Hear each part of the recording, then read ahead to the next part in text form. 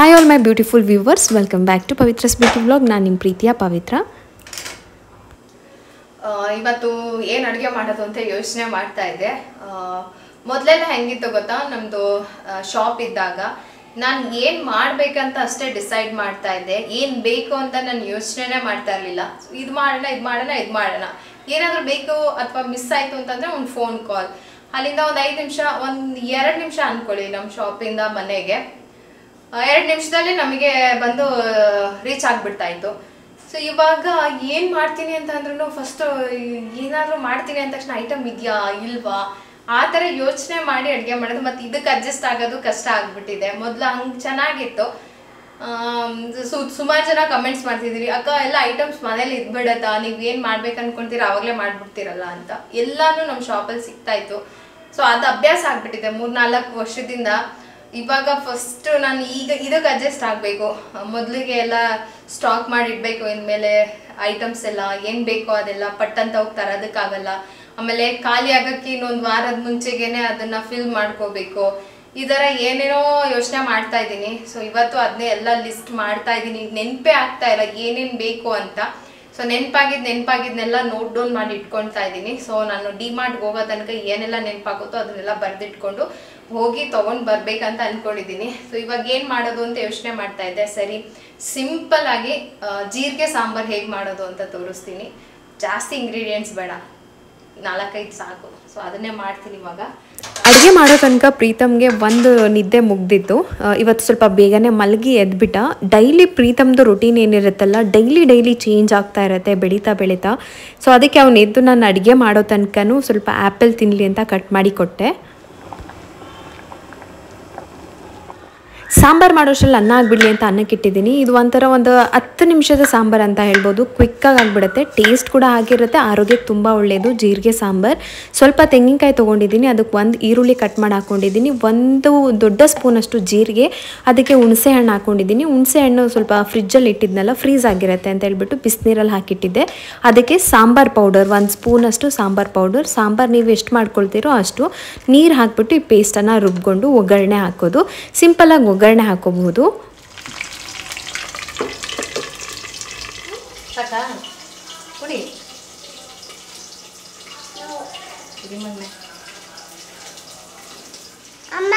Super ಹೇಳು. ತಪ್ಪು ಅಲ್ಲ, ತೂಪರ್. ಸೂಪರ್, ಗುಡ್ ಬಾಯ್. ಸೂಪರ್ ಅಂತ ಹೇಳ್ತೀಯಲ್ಲ ಮಗನೇ ನೀನು. ಒಗ್ಗರಣೆಗೆ ಸ್ವಲ್ಪ ಎಣ್ಣೆ, ಸಾಸಿವೆ, ಈರುಳ್ಳಿ, ಕರಿಬೇವು ಇಷ್ಟನ್ನು ಹಾಕ್ಕೊಂಡು ರುಬ್ಬಿರೋ ಮಸಾಲೆ ಹಾಕ್ಕೊಂಡಿದ್ದೀನಿ. ಮಸಾಲೆ ಹಾಕಿದ್ಮೇಲೆ ಸ್ವಲ್ಪ ಚೆನ್ನಾಗಿ ಫ್ರೈ ಮಾಡಿಕೊಂಡ್ರೆ ಹಸಿ ವಾಸನೆ ಹೋಗುತ್ತೆ, ಎಲ್ಲ ಹಸಿಯಾಗಿ ರುಬ್ಬಿರೋದ್ರಿಂದ.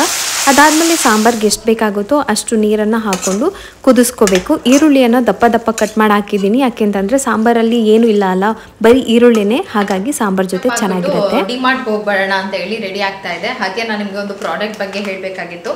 ಈಗ ಆಲ್ರೆಡಿ ನಾನು ಒಂದು 2 ಲೋಷನ್ ಸೋಪ್ ಬಗ್ಗೆ ಹೇಳಿದ್ದೆ. ಸೊ ಅದೇ ಥರದರಲ್ಲೇ ಇದು Mamaearth neem moisturising lotion soap. ಇದು ಸೋಪ್ ಕೂಡ ಹೌದು, ಲೋಷನ್ ಕೂಡ ಹೌದು. 2 ಥರನೂ ಕೂಡ ನಮಗೆ ಇದು ಯೂಸ್ ಆಗುತ್ತೆ. ಇದು ಫಸ್ಟ್ ಟೈಮ್ ನಾನು ನೀಮ್ದು ಯೂಸ್ ಮಾಡ್ತಾ ಇರೋದು. ಇವತ್ತಿನ ವಿಡಿಯೋದಲ್ಲಿ Mamaearth neem moisturising lotion soap ಬಗ್ಗೆ ಹೇಳ್ತಾ ಇದ್ದೀನಿ. ಸೊ ಇದರೊಳಗೆ ನೀಮ್ ಮತ್ತು ಟೀ ಟ್ರೀ ಆಯಿಲ್ ಇರೋದ್ರಿಂದ ನಮ್ಮ ಸ್ಕಿನ್ನನ್ನು ಪ್ಯೂರಿಫಿಕೇಷನ್ ಮಾಡುತ್ತೆ, ಹಾಗೆ ನಮ್ಮ ಸ್ಕಿನ್ನನ್ನು ಪ್ರೊಟೆಕ್ಟ್ ಕೂಡ ಮಾಡುತ್ತೆ, ಡೀಪಾಗಿ ಕ್ಲೆನ್ಸ್ ಕೂಡ ಮಾಡುತ್ತೆ.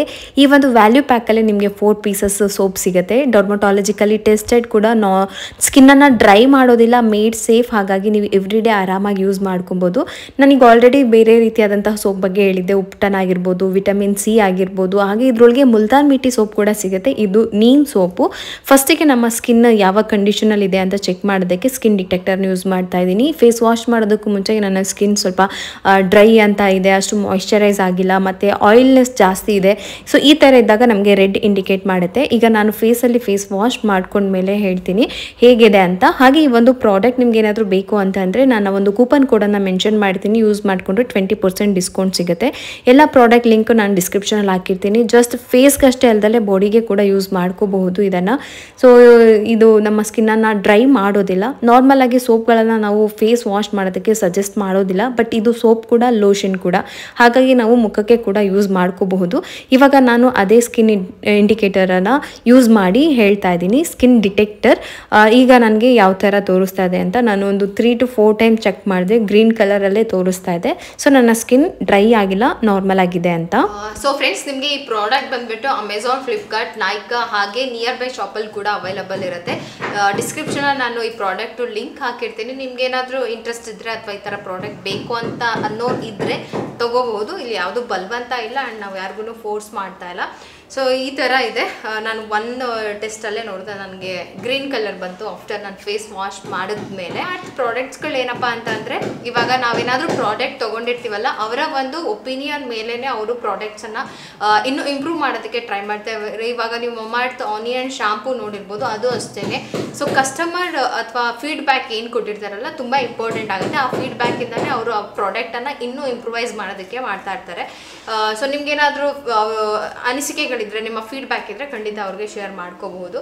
ಸೊ ಈ ಪ್ರಾಡಕ್ಟ್ ಲಿಂಕನ್ನು ನಾನು ಡಿಸ್ಕ್ರಿಪ್ಷನಲ್ಲಿ ಹಾಕಿರ್ತೀನಿ. ಈ ಪ್ರಾಡಕ್ಟ್ ನನಗೆ ತುಂಬಾ ಇಷ್ಟ ಆಯಿತು. ಗ್ರೋಸರಿ ಫಿಲ್ ಮಾಡ್ಕೊಂಡು ಬಿಡೋಣ, ಆಲ್ಮೋಸ್ಟ್ ಎಲ್ಲ ಖಾಲಿ ಮಾಡಿದ್ದೀನಿ ಅಂತ ಹೇಳ್ಬಿಟ್ಟು ಡಿಮಾರ್ಟ್ಗೆ ಹೋಗೋ ಪ್ಲ್ಯಾನ್ ಮಾಡ್ತಾ ಇದ್ದೆ. ಸೊ 4-5 ಡೇಸಿಂದ ಅಂದ್ಕೊಳ್ತಾನೆ ಇದ್ದೀನಿ, ಬಟ್ ಇಬ್ಬರು ಮಕ್ಕಳನ್ನ ಕರ್ಕೊಂಡು ನಾನು ಯಾವತ್ತೂ ಸಿಂಗಲಾಗಿ ಹೊರಗಡೆ ಹೋಗಿಲ್ಲ, ಹೇಗೆ ಹೋಗೋದು ಅಂತ ಅದನ್ನೇ ಯೋಚನೆ ಮಾಡ್ತಾ ಇದ್ದೆ. ಬಟ್ಟೆ ಎಲ್ಲ ವಾಷಿಂಗ್ ಮಿಷಿನ್ಗೆ ಹಾಕಿದ್ದೆಲ್ಲ ಇತ್ತು, ಸೊ ಅದನ್ನೆಲ್ಲ ಒಣಗಿ ಹಾಕ್ಬಿಟ್ಟು ಸ್ವಲ್ಪ ಅಡುಗೆ ಕಂಪ್ಲೀಟ್ ಮಾಡ್ಕೊಂಡು ಬಿಡೋಣ. ಸಾಂಬಾರು ಕುದಿಯೋಕೆ ಇಟ್ಟಿದ್ದೆ, ಉಪ್ಪು ಹಾಕಿ. ಬರೀ ಸಾಂಬಾರು ಜೊತೆ ಅಡುಗೆ ಚೆನ್ನಾಗಿರಲ್ಲ, ಸ್ವಲ್ಪ ಏನಾದರೂ ಪಲ್ಯ ಮಾಡೋಣ ಅಂತ ಫ್ರಿಜ್ಜೆಲ್ಲ ಹುಡುಕಿದಾಗ ನನಗೆ ಒಂದು ಸ್ವಲ್ಪ ಲಾಸ್ಟಲ್ಲಿ ಒಂದಿಷ್ಟು ಬೀನ್ಸ್ ಹಾಗೆ ಉಳಿದಿತ್ತು. ಆಲೂಗೆಡ್ಡೆ ಸ್ಟಾಕ್ ಇರುತ್ತೆ, ಆಲೂಗೆಡ್ಡೆ ಕೆಲವೊಂದು ಸರಿ ನನಗೆ ಸಾಂಬಾರಿಗೆ ಏನಾದರೂ ಇಲ್ಲ ಅಂದರೆ, ಪಲ್ಯ ಏನಾದರೂ ಇಲ್ಲ ಅಂತಂದರೆ ಮಾಡೋದಕ್ಕೆ ಎಮರ್ಜೆನ್ಸಿಗೆ ಬೇಕೇ ಬೇಕು. ಬೀನ್ಸು ಮತ್ತು ಆಲೂಗೆಡ್ಡೆ ಹಾಕಿ ನಾನು ಇವಾಗ ಒಂದು ಪಲ್ಯ ಮಾಡ್ಕೊಳ್ತಾ ಇದ್ದೀನಿ. ತುಂಬ ಈಸಿಯಾಗಿ, ಟೇಸ್ಟಿಯಾಗಿ, ಸಿಂಪಲಾಗಿ ಆಗಿಬಿಡುತ್ತೆ.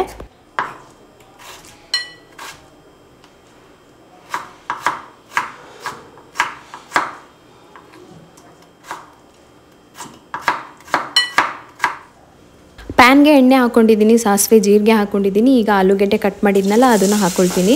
ಎಣ್ಣೆ ಎಲ್ಲ ಸಿಡಿಯುತ್ತೆ, ಗ್ಯಾಸ್ ಸ್ಟವ್ ಎಲ್ಲ ಕ್ಲೀನಾಗಿತ್ತು. ಸೊ ಹಾಗಾಗಿ ನಾನು ಅದನ್ನು ಸಿಡಿಯೋಕೆ ಅಂತ ಹೇಳ್ಬಿಟ್ಟು ಆ ಕಟಿಂಗ್ ಬೋರ್ಡ್ ಇದೆಯಲ್ಲ ಅದನ್ನೇ ಹಿಂಗೆ ಇಟ್ಕೊಂಡ್ಬಿಟ್ಟು ಕ್ಲೋಸ್ ಮಾಡ್ಕೊಂಡಿರ್ತೀನಿ. ಒಂದು 2 ನಿಮಿಷ ಆದಮೇಲೆ ಅದು ಸಿಡಿಯೋದು ಕಡಿಮೆ ಆಗುತ್ತೆ. ಅದಕ್ಕೆ ಸ್ವಲ್ಪ ಉಪ್ಪು, ಅರಿಶಿನ ಹಾಕ್ಕೊಂಡು ಕಟ್ ಮಾಡಿ ಇಟ್ಟಿದ್ದು ಬೀನ್ಸನ್ನು ಹಾಕ್ಕೊಂಡಿದ್ದೀನಿ. ಇದನ್ನು ಚೆನ್ನಾಗಿ ಮಿಕ್ಸ್ ಮಾಡಬೇಕು. ಉಪ್ಪು, ಅರಿಶಿನ ಇಷ್ಟೇ ಚೆನ್ನಾಗಿ ಬೇಯಬೇಕು. ಬೇಕಂತಂದರೆ ಪ್ಲೇಟ್ ಕ್ಲೋಸ್ ಮಾಡಿ ಒಂದು 70% ಬಾಯ್ಲ್ ಮಾಡ್ಕೊಂಡ್ಮೇಲೆ ನಾವು ಎಕ್ಸ್ಟ್ರಾ ಮಸಾಲ ಎಲ್ಲ ಹಾಕ್ಕೋಬೇಕಾಗತ್ತೆ. ಅಂತಂದರೆ ಏನು ಬೇಕಾದರೂ ಹಾಕ್ಕೋಬೋದು, ಖಾರದ ಪುಡಿ, ಧನಿಯಾ ಪುಡಿ, ಜೀರಿಗೆ ಪುಡಿ, ಗರಂ ಮಸಾಲ, ಈ ಥರ ಮಸಾಲಗಳನ್ನ ಹಾಕ್ಕೊಂಡ್ರೆ ಟೇಸ್ಟ್ ಚೆನ್ನಾಗಿರುತ್ತೆ. ಇಷ್ಟೇ, ಇದು ಬಾಯ್ಲ್ ಆಗಿದೆ. ಇನ್ನೊಂದು ಸರಿ ಲಿಡ್ ಕ್ಲೋಸ್ ಮಾಡಿ ಬಾಯ್ಲ್ ಮಾಡಿಕೊಂಡ್ರೆ ಪಲ್ಯ ರೆಡಿ ಆಯಿತು. ಸಿಂಪಲ್ಲಾಗಿ ಸಾಂಬಾರು ಜೊತೆಗೆ ಪಲ್ಯ ಒಂದು 15 ನಿಮಿಷದಲ್ಲಿ ಮೆನು ರೆಡಿ ಆಗಿಬಿಡುತ್ತೆ. ಸೊ ಇದೇ ರೀತಿಯಾದಂಥ ಈಸಿ ಸಿಂಪಲ್ ರೆಸಿಪೀಸ್ಗೆ ನನ್ನ ಚಾನಲ್ನ ಫಾಲೋ ಮಾಡಿ. ಸೊ ಹೆಲ್ದಿಯಾಗಿ ಜೀರಿಗೆ ಸಾಂಬಾರು ಜೊತೆಗೆ ಪಲ್ಯ. ಉಪ್ಪಿನಕಾಯಿ ನಿನ್ನೆ ಆ ವ್ಲಾಗಲ್ಲಿ ತೋರಿಸಿದೆ, ಆ ಉಪ್ಪಿನಕಾಯಿ ಮಾಗ್ತಾ ಇದೆ. ಪ್ರೀತಮ್ ಅಂತೂ ಈ ಥರ ಹೊಸ ಡ್ರೆಸ್ ಏನಾದರೂ ಹಾಕಿ ರೆಡಿ ಮಾಡಿ ನಿಲ್ಲಿಸ್ಬಿಟ್ರೆ ಎಲ್ಲಾದರೂ ಕರ್ಕೊಂಡು ಹೋಗ್ತಾರೆ ಅಂತ ಹೇಳ್ಬಿಟ್ಟು ಹೊರಗಡೆ ಕರ್ಕೊಂಡು ಹೋಗೋತಕ್ಕ ಅವ್ನಿಗೆ ಸಮಾಧಾನ ಆಗಲ್ಲ. ಸೊ ಅದಕ್ಕೆ ಇಷ್ಟೋ ತನಕ ಅಳ್ತಾ ಇದ್ದ, ಬಟ್ ಕರ್ಕೊಂಡು ಹೋಗೋಕ್ಕಾಗಲಿಲ್ಲ. ನಾಳೆನೂ ಆಗಲ್ಲ, ನಾನು ಪ್ರಗತಿ ಇಬ್ಬರೇ ಬರೋಕ್ಕೆ ನೋಡ್ತೀನಿ. ಏನು ಇದನ್ನು ನೋಡ್ಬಿಟ್ಟು ನಗೋದು ಜಾಸ್ತಿ. ಸೊ ಮಳೆ ಏನಾದರೂ ಬರಲಿಲ್ಲ ಅಂತಂದರೆ, ಸೊ ಅದಕ್ಕೆ ಇವಾಗ ಏನಾದರೂ ಅಕಸ್ಮಾತ್ ಮಳೆ ಬರಲಿಲ್ಲ ನಿಂತರೆ ಹೊರಗಡೆ ಹಂಗೆ ವಾಕಿಂಗ್ ಕರ್ಕೊಂಡು ಹೋಗೋಣ ಅಂತ. ಅವಾಗಲಿಂದ ನೆನ್ಸ್ಕೊಂಡು ಅಳ್ತಾನೆ, ಸುಮ್ಮನೆ ಆಗ್ತಾನೆ. ಸುಮಾರು ಜನ ಅಂದ್ಕೊಳ್ತಾರೆ ಹೆಣ್ಮಕ್ಳು ದುಡ್ಡಿದ್ರೆ ಸಾಕು, ದುಡ್ಡಿಗೋಸ್ಕರ ಕೆಲಸ, ದುಡ್ಡಿಗೋಸ್ಕರನೇ ಎಲ್ಲ ಮಾಡೋದು ಅಂತ. ಹಾಗಲ್ಲ, ದುಡ್ಡಲ್ಲದೆ ಬೇರೆ ಒಂದು ವಿಚಾರನೂ ಇರುತ್ತೆ. ಹೆಣ್ಮಕ್ಳು ಇಂಡಿಪೆಂಡೆಂಟಾಗಿ ಬದುಕಬೇಕು ಅನ್ನೋದು. ಅದು ಅಂತ ಅಂದರೆ ಒಂದು ಧೈರ್ಯ, ಒಂದು ಕಾನ್ಫಿಡೆಂಟು. ಹೊರಗಡೆ ಹೋದರೆ ನಾನು ಎಲ್ಲಾದರೂ ಸರಿ ಜಯಿಸ್ಕೊಂಡು ಬರ್ತೀನಿ ಅಂದರೆ ಆ ಒಂದು ಇದನ್ನು ಸಿಚುವೇಶನ್ ಹ್ಯಾಂಡಲ್ ಮಾಡ್ಕೊಂಡು ಬರ್ತೀನಿ ಅನ್ನೋ ಒಂದು ಇದಿರುತ್ತಲ್ಲ, ಅದನ್ನು ನಾವು ಇಂಡಿಪೆಂಡೆಂಟ್ ಅಂತೀವಿ. ನನ್ನ ಹತ್ರ ದುಡ್ಡಿದೆ, ಆಸ್ತಿ ಇದೆ, ಅದರಲ್ಲೆಲ್ಲ ಬರೋದಿಲ್ಲ. ಸೊ ಅದರಲ್ಲಿ ನಾನು ಹಿಂದೆ ಉಳಿದಿದ್ದೀನಿ ಅಂತ ಹೇಳ್ತಾ ಇರ್ತೀನಿ. ಬಟ್ ಕೆಲವರು ವ್ಯೂವರ್ಸ್ ಅಂದ್ಕೊಳ್ತಾರೆ, ಈಗೇನು ಯೂಟ್ಯೂಬ್ ಮಾಡ್ತಾ ಇದ್ದೀರಾ, ದುಡ್ಡು ಬರ್ತಾ ಇದೆಯಲ್ಲ, ಇನ್ನೇನು ಅಂತ. ಅದಲ್ಲದೇನೂ ಕೂಡ ಹೆಣ್ಮಕ್ಳಿಗಿರುತ್ತೆ. ಇವಾಗ ನನ್ನನ್ನು ಎಕ್ಸಾಂಪಲ್ ತೊಗೊಳ್ಳಿ, ಡಿಮಾರ್ಟ್ಗೆ ಹೋಗ್ಬೇಕಂತ 4 ದಿನದಿಂದ ಯೋಚನೆ ಮಾಡಿ ಹೊರಗಡೆ ಹೋಗ್ತಾ ಇಲ್ಲ ಅಂತ ಅಂದರೆ, ಬಟ್ ಅದು ನಾನು ಹೇಳ್ತಾ ಇರೋದು, ಆ ಧೈರ್ಯ ಯಾಕಿಲ್ಲ. ಸೊ ಆ ಥರ ಅಷ್ಟೇ. ಮಕ್ಕಳಿಗೆ ಸ್ನ್ಯಾಕ್ಸ್ ಏನಾದರೂ ಮಾಡಿಕೊಡೋಣ ಅಂತ ಹೇಳ್ಬಿಟ್ಟು ಹೆಸ್ರು ಕಾಳು ನೆನಾಕಿದ್ದೆ. ಹೆಸ್ರು ಬೇಳೆ ಇರಲಿಲ್ಲ, ಸಿಪ್ಪೆ ಇಲ್ದಲೆಂದಿದ್ದು, ವಿತ್ ಸಿಪ್ಪೆನೇ ಇತ್ತು. ಅದಕ್ಕೆ ಅದನ್ನು ನೆನೆಸ್ಬಿಟ್ಟು ಸಿಪ್ಪೆಲ್ಲ ಸೋಸಿ ತೆಗೆದುಬಿಟ್ಟಿದ್ದೀನಿ. ಸಿಂಪಲ್ಲಾಗಿ ಬಟ್ ಡಿಫ್ರೆಂಟ್ ಟೇಸ್ಟ್ ಕೊಡುತ್ತೆ. ಚೆನ್ನಾಗಿ ರುಬ್ಕೊಂಡ್ಬಿಟ್ಟು ಈರುಳ್ಳಿ, ಹಸಿರು ಮೆಣಸಿನ್ಕಾಯಿ, ಕೊತ್ತಂಬರಿ ಸೊಪ್ಪು, ಸ್ವಲ್ಪ ಗರಂ ಮಸಾಲ ಹಾಕಿದ್ದೀನಿ, ಉಪ್ಪು ಹಾಕ್ಕೊಂಡು ಇದನ್ನು ನಾವು ಎಣ್ಣೆಯಲ್ಲಿ ಸೇಮ್ ಬೋಂಡಾ ಥರನೇ ಹಾಕ್ಕೊಂಡ್ರೆ ಕ್ರಿಸ್ಪಿಯಾಗಿ ಸಖತ್ತಾಗಿರುತ್ತೆ. ಮಕ್ಳಿಗೆ ಮಾಡಿಕೊಡ್ಬೋದು, ಹೆಲ್ದಿ ಕೂಡ, ಆರಾಮಾಗಿ ತಿಂತಾರೆ ಈವ್ನಿಂಗ್ ಟೈಮಲ್ಲಿ. ಯೋಚನೆ ಮಾಡಿ ಏನಿರುತ್ತೋ ಮನೆಯಲ್ಲಿ ಅದನ್ನು ಮಾಡೋದೇ ಟ್ಯಾಲೆಂಟ್ ಅಂತ ಹೇಳ್ತೀವಲ್ವ. ಸೊ ಆ ಥರ ಕೆಲವೊಂದಿಷ್ಟು ಬಂದುಬಿಡುತ್ತೆ. ನಿಮಗೆ ಬೇಕಂದರೆ ಟ್ರೈ ಮಾಡಿ, ಚೆನ್ನಾಗಿದೆ ಇದು. ಮಳೆ ಬೇರೆ ಬರ್ತಾ ಇತ್ತು, ಮಕ್ಕಳಿಗೆ ಸ್ನ್ಯಾಕ್ಸ್ ಏನು ಮಾಡಬೇಕು ಅಂತ ಏನು ಐಡಿಯಾನೇ ಬರಲಿಲ್ಲ. ಐಡಿಯಾ ಅಂತ ಅಂದರೆ ಲೈಕ್ ಇವಾಗ ಮನೇಲಿ ಏನಿದೆಯೋ ಅದರಲ್ಲಿ ಏನಾದರೂ ಮಾಡಬೇಕು ಅಂತ ಹೇಳಿ ಇದನ್ನು ಮಾಡಿದೆ. ಸೊ ಅವ್ರಿಗೂ ಕೂಡ ಒಂಥರ ಸೇಮ್ ಬೋಂಡಾ ಥರನೇ ಇರುತ್ತೆ. ನಾನು ಸ್ವಲ್ಪ ಟೀ ಮಾಡ್ಕೊಂಡು ಕುಡಿಯೋಣ ಅಂತ. ನಾನು ಯಾವಾಗಲೂ ಹೇಳ್ತಾ ಇರ್ತೀನಿ, ಹೆಣ್ಮಕ್ಳು ಇಂಡಿಪೆಂಡೆಂಟ್ ಆಗಿರಬೇಕು ಅಂತ. ಕೆಲವು ಹೆಣ್ಮಕ್ಳು ಅಂದ್ಕೊಳ್ತಾರೆ ದುಡಿಯೋದು ದುಡ್ಡು ಅಂತ. ಅದೆಲ್ಲ ನಾನು ಹೇಳ್ತಾ ಇರೋದು, ಅದು ಹಾಗೆ ಬರೋದಿಲ್ಲ. ಇವಾಗ ನನ್ನೇ ನೋಡಿ, ನಾನು ಒಂದು 5 ದಿನದಿಂದ ಟ್ರೈ ಮಾಡ್ತಾ ಇದ್ದೀನಿ, ಡಿಮಾರ್ಟ್ಗೆ ಹೋಗಿ ಬಂದ್ಬಿಡೋಣ, ನಾನು ಒಬ್ಳೇ ಹೋಗ್ಬೇಕು. ಸೊ ಈ ಥರ ಏನೋ ಯೋಚನೆ ಮಾಡ್ತಾ ಇದ್ದೀನಿ, ಬಟ್ ನನ್ನ ಕೈಯಲ್ಲಿ ಆಗ್ತಾ ಇಲ್ಲ ಹೋಗೋದಕ್ಕೆ. ಸೊ ಆ ಥರ ಕೆಲವೊಂದು ವಿಚಾರಗಳನ್ನ ನಾವು ಓನಾಗಿ ಮಾಡೋದನ್ನ ಮಾಡ್ತಾ ಇದ್ದೀವಿ. ಆಯ್ತಾಯ್ತು. ಸೊ ಆ ಥರದಲ್ಲಿ ನಾನು ವೀಕ್ ಅಂತ ನಾನು ಹೇಳ್ತಾ ಇರೋದು. ಸೊ ಆ ಥರದಲ್ಲಿ ಸ್ಟ್ರಾಂಗ್ ಆಗಿರ್ಬೇಕಂತ. ಇದು ಹೆಂಗೆ ಅಂತಂದ್ರೆ ಅದೇ ಬಿಚ್ಕೊಳ್ಳೋ ತನಕ ನಾವು ಏನು ಮಾಡಬಾರ್ದು.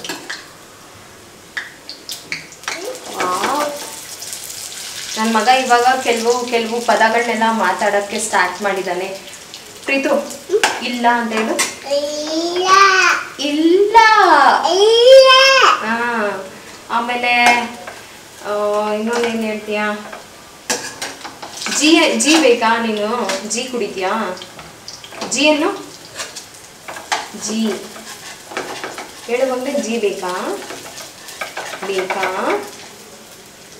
ಜಿ.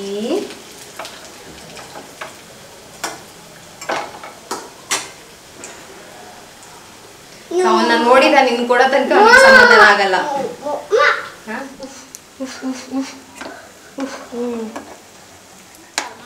ಎಲ್ಲೋಗಕ್ಕೆ ರೆಡಿ ಆಗಿದ್ದೆ ನೀನು? ಹಂಗಂತ ನೆನ್ಪು ಮಾಡಿದ್ರೆ ಸಾಕು ಅವನಿಗೆ ಕೋಪ ಬರುತ್ತೆ, ಕರ್ಕೊಂಡು ಹೋಗ್ಲಿಲ್ವಲ್ಲ ಅಂತ. ಬೋಂಡ ತಿನ್ಸಿಯಾ ಮಗನೇ? ವಾವ್, ಐ ಏ ಓಕೆ. ಇದು ಮಾಡು. ಅಷ್ಟು ಜೋರಾಗೆಲ್ಲ ಮಾಡ್ತಾರಾ? ಡಿಶು.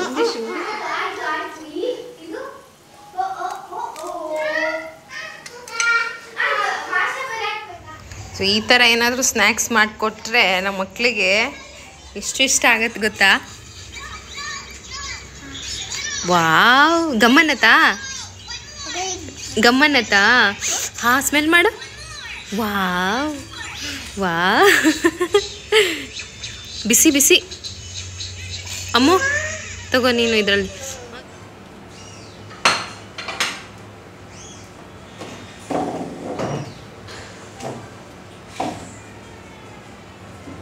ಏನು ಮಾಡಿದ್ದೆ ಗೊತ್ತಾ?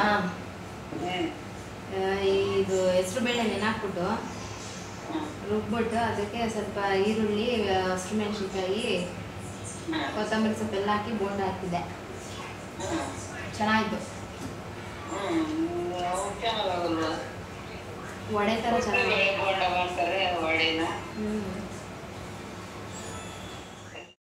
ನನಗೇನಾದರೂ ಬೇಜಾರಾಗಿದೆ ಅಥವಾ ನಾನು ಒಂದು ಟೈಮ್ ಪಾಸು ಯಾರ ಹತ್ರನೋ ಮಾತಾಡ್ಬೇಕಂತಂದರೆ ನನ್ನ ಪ್ಯೂರ್ ಸೋಲ್ ನಮ್ಮ ಅಜ್ಜಿ ಜೊತೆ ಮಾತಾಡ್ತೀನಿ. ಸೊ ಇವಾಗೂ ಅಷ್ಟೇ, ಅದು ಮಾಡಿದ್ದೆ ಇದು ಮಾಡಿದ್ದೆ ಅಂತೆಲ್ಲ ಮಾತಾಡಿಕೊಂಡೆ. ಏನು ಮುದ್ದೆ ಮಾಡ್ತೀಯ ಅಂತೆಲ್ಲ ಕೇಳ್ತಾಯಿದ್ರು. ಸೊ ಅದಾದಮೇಲೆ ಸೀರೆಗಳಿಗೆ ಬ್ಲೌಸ್ ಹೊಲ್ಸೋಕೆ ಆಗೇ ಇದ್ದಿದ್ದಿಲ್ಲ. ಅದು ಯಾವ ಟೈಮಲ್ಲಿ ಸೀರೆ ತೊಗೊಂಡು ಬಂದೆ ಅಂತ ಗೊತ್ತಿಲ್ಲ. ಅದಕ್ಕೆ ಬ್ಲೌಸ್ ಎಲ್ಲ ಕಟ್ ಮಾಡಿಬಿಟ್ಟು ಕುಚ್ಚು ಹಾಕೋದಕ್ಕೆ ನೋಡೋಣ ಅಂತ ಹೇಳಿ ಎಲ್ಲನೂ ಕಟ್ ಮಾಡೋದಕ್ಕೆ ತೆಗೆದೆ. ಬಟ್ ಸಿಸರ್ ಸಿಗಲಿಲ್ಲ ನನಗೆ. ನನ್ನ ಮನೆಯಲ್ಲಿ ಈಗ ನನ್ನ ವಸ್ತುಗಳು ನನಗೆ ಸಿಗ್ತಾಯಿಲ್ಲ, ಅಷ್ಟು ಇದಾಗ್ಬಿಟ್ಟಿದೆ. ನನ್ನ ಮಗಳು ಎತ್ಕೊಂಡಿತ್ತು, ಅದು ಎಲ್ಲಿ ಇಟ್ಟಿದ್ದಾರೆ ಅಂತ ಗೊತ್ತಾಗಲಿಲ್ಲ. ಸರಿ ಥ್ರೆಡ್ ಇದೆಯಾ ಚೆಕ್ ಮಾಡ್ಕೊಳ್ಳೋಣ, ಇಲ್ಲ ಅಂತಂದರೆ ಹೇಗೆ ಹೊರಗಡೆ ಹೋದಾಗ ತೊಗೊಂಬರೋಕ್ಕಾಗತ್ತೆ ಅಂತ ನನ್ನ ಹತ್ರ ಒಂದಿಷ್ಟು ಥ್ರೆಡ್ ಎಲ್ಲ ಇತ್ತು. ಸೀರೆ ಮ್ಯಾಚಿಂಗಿಗೆ ಥ್ರೆಡ್ಗಳಿದ್ದರೆ ಎತ್ತಿಟ್ಕೊಳ್ಳೋಣ ಅಂತೆಲ್ಲ ಎತ್ತಿಟ್ಕೊಳ್ತಾ ಇದ್ದೆ. ಆಲ್ಮೋಸ್ಟ್ ಒಂದು 2-3 ಕಲರ್ ಮಿಸ್ ಆಗಿದೆ, ಇನ್ನೆಲ್ಲ ಸಿಕ್ತು. ಟೈಮ್ ಇದ್ದಾಗ ಒಂದೊಂದು ಸ್ಯಾರಿಗೆ ಕುಚ್ಚು ಹಾಕ್ಕೊಳ್ಳೋಣ ಅಂತ.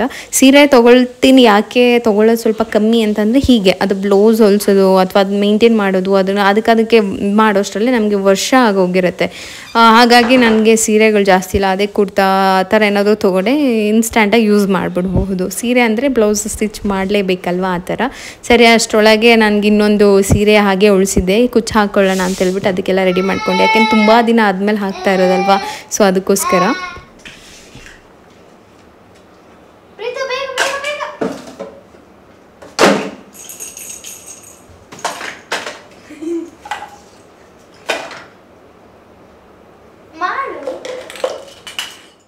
ಸುಮಾರು ಜನ ಹೆಣ್ಮಕ್ಳು ಏನಾದರೂ ಮಾಡ್ತಾ ಇರಬೇಕಾದ್ರೆ ಕಂಜೂಸು ಎಲ್ಲ ಇದೆ, ಆದ್ರೂ ಎಲ್ಲ ಒಬ್ರು ಕೊಡಲ್ಲ, ನೀವೇ ಎಲ್ಲ ಮಾಡ್ಕೊಳ್ತೀರಾ ಅಥವಾ ಏನಾದರೂ ಈ ಥರ ಒಂದೊಂದು ಮಾತುಗಳನ್ನ ಆಡ್ತಾ ಇರ್ತಾರೆ.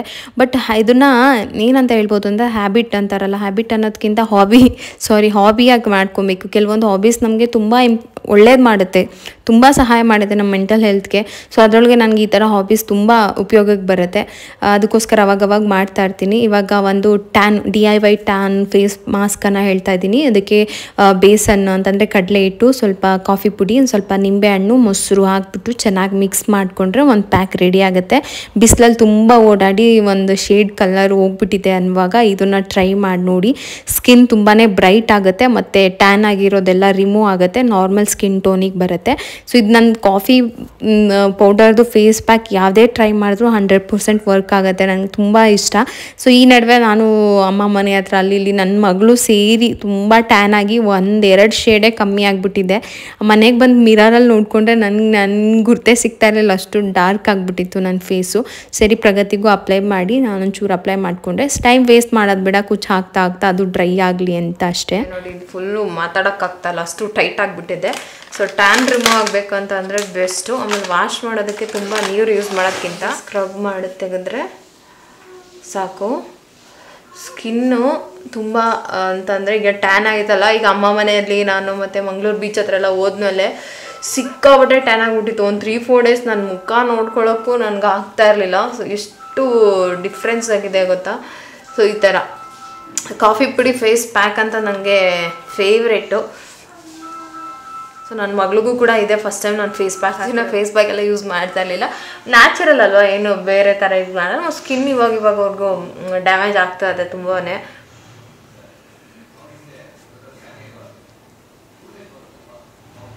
ಸೊ ಹಂಗಾಗಿ ಪ್ರಗತಿಗೂ ಹಚ್ಚಿದ್ದೆ, ಪ್ರಗತಿ ಕೈಗೆಲ್ಲ ಹಚ್ಚಿದ್ದೆ, ನಾನು ಕೈಗೆಲ್ಲ ಹಾಕ್ಕೊಳ್ಳಿಲ್ಲ.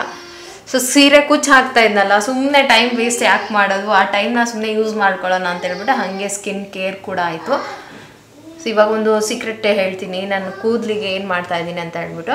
ಸೊ ಮಲ್ಗೋಕ್ಕೂ ಮೊದಲು ಇದನ್ನು ಫಸ್ಟ್ ವಾಶ್ ಮಾಡ್ಕೊಂಡು ಬಂದು ಮತ್ತು ಹಾಗೆ ವಾಶ್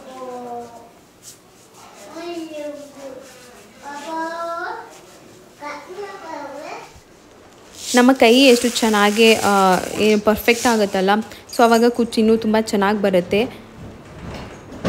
ಸೊ ಇದೆಷ್ಟು ಅಂತ ಅಂದರೆ ಇದನ್ನು ನಾವು ಕೌಂಟಿಂಗ್ ಇಟ್ಕೊಂಡು ಮಾಡಬೇಕು. ಸೊ ಕೌಂಟಿಂಗಲ್ಲಿ ನಮ್ಮ ಮೈಂಡು ಹ್ಯಾಂಡು ಎರಡೂ ವರ್ಕ್ ಆಗ್ತಾ ಇರುತ್ತೆ, ತುಂಬ ಒಳ್ಳೆಯದು. ಅದು ನಮಗೆ ಎಷ್ಟು ಅಂತಂದರೆ ನನ್ನ ಎಕ್ಸ್ಪೀರಿಯನ್ಸ್ ಅದು. ನಾನು ಏನಾದರೂ ಒಂದು ಕ್ರಿಯೇಟಿವಿಟಿ, ಆರ್ಟ್, ಹಾಬಿ ಅಂತ ಮಾಡಿದಾಗ ನನ್ನ ಮೈಂಡು ಸಿಕ್ಕಾಪಟ್ಟೆ ಚುರುಕಾಗತ್ತೆ. ಸೊ ನೀವು ಹಾಗೆ ಮಾಡಿ. ಅದಾದಮೇಲೆ ಸ್ವಲ್ಪ ಇದು ಏನಪ್ಪ ಅಂತ ಅಂದರೆ ರೈಸ್ ವಾಟರ್ ಯೂಸ್ ಮಾಡ್ತಾಯಿದ್ದೀನಿ ನನ್ನ ಹೇರ್ ಕೇರಲ್ಲಿ. ಇವಾಗ ಈ ರೈಸ್ ವಾಟರನ್ನು ನಾನು ಫ್ರಿಜ್ಜಲ್ಲಿ ಇಟ್ಕೊಂಡಿರ್ತೀನಿ. ಡೈಲಿ ನೈಟು ಇದನ್ನು ಅಪ್ಲೈ ಮಾಡ್ಕೊಳ್ತೀನಿ. ಅದನ್ನು ಒಂದು ಕಾಟನಲ್ಲಿ ಡಿಪ್ ಮಾಡಿ ಸ್ಕ್ಯಾಲ್ಪಿಗೆ ಮಾತ್ರ, ಕೂದಲಿಗೆಲ್ಲ ಅದನ್ನು ಹಾಕಿ ಚೆನ್ನಾಗಿ ಮಸಾಜ್ ಮಾಡಿಬಿಟ್ಟು ನಾನು ಓವರ್ ನೈಟು ಬಿಟ್ಬಿಡ್ತೀನಿ. ಆದರೆ ವೆಟ್ ಇದ್ದಾಗಲೇ ಮಲ್ಕೊಳ್ಳೋದು ಬೇಡ, ಸ್ವಲ್ಪ ಎಲ್ಲ ಡ್ರೈ ಆದಮೇಲೆ ಮಲ್ಗೋಕ್ಕೂ 1 ಅವರ್ ಮುಂಚೆಗೆ ಅಪ್ಲೈ ಮಾಡಿ ಅದು ಫುಲ್ಲು ಕೂದಲಲ್ಲಿ ನೀರೆಲ್ಲ ಡ್ರೈ ಆದಮೇಲೆ ಮಲ್ಕೊಂಡ್ರೆ ಒಳ್ಳೆಯದು. ಸೊ ಇದು ನನಗೆ ಒಂಥರ ಬೆಟರ್ ಅನ್ನಿಸ್ತಾ ಇದೆ, ನೋಡೋಣ ಮುಂದೆ ಹೇಳ್ತೀನಿ.